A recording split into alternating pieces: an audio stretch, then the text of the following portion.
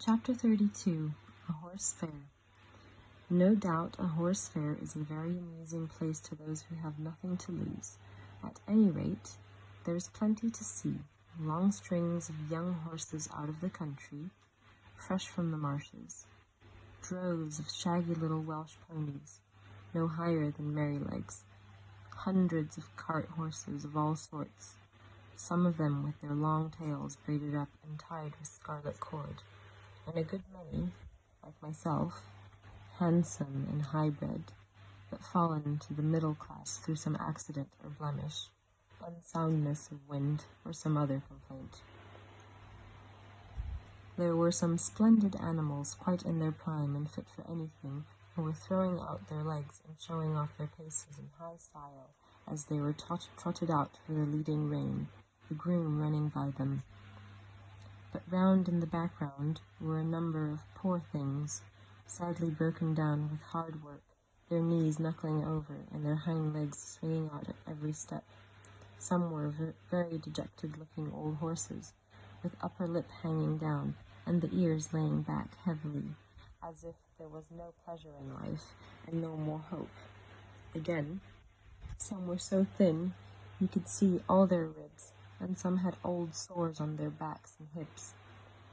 These were sad sights for a horse who knows not, but that may come to be the same sad state. There was a great deal of bargaining, running up and beating down, and if a horse may speak his mind so far as he understands, I should say there were more lies told and more trickery carried out on that horse fair than a clever man could give an account of. I was put with 2 or 3 other strong, useful-looking horses, and a good many people came to look at us.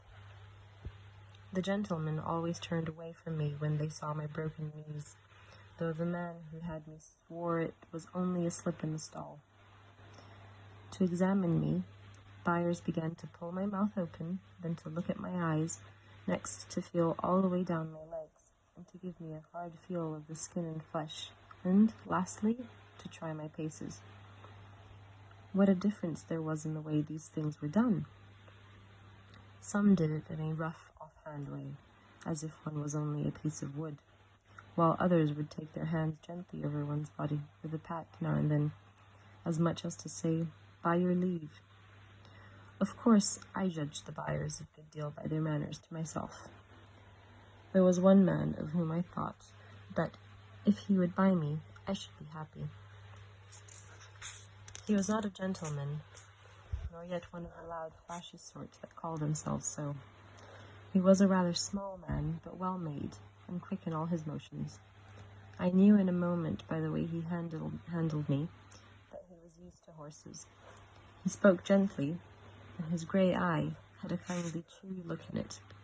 It may seem strange, but it is true all the same, that the clean, fresh smell there was about him made me take to him.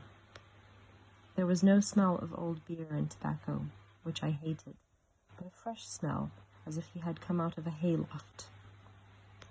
He offered £23 for me, but that was refused, and he walked away. I looked after him, but he was gone. A very hard-looking, loud-voiced man came next. I was dreadfully afraid he would have me, but he walked off. 1 or 2 more came, who did not mean business. Then the hard-faced man came back again and offered £23.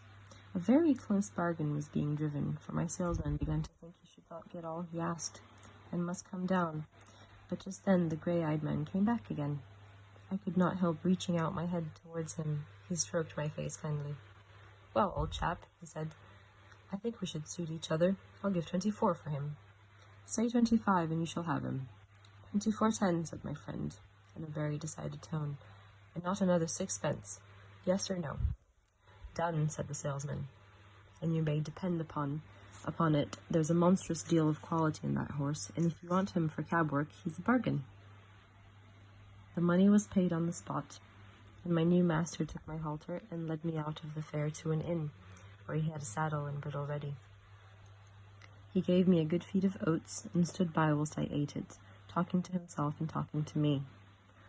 Half an hour after we were on our way to London, through pleasant lanes and country roads, until we came into the great London thoroughfare, on which we travelled steadily till in the twilight we reached the great city.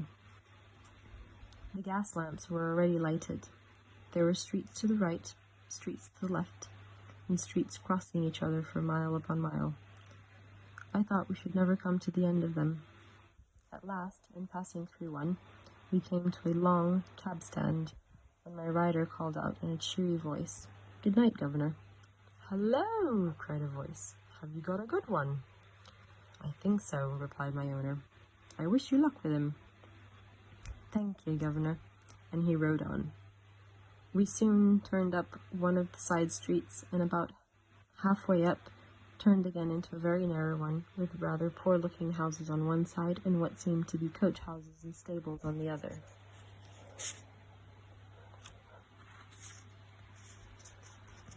My owner pulled up at one of the houses and whistled. The door flew open.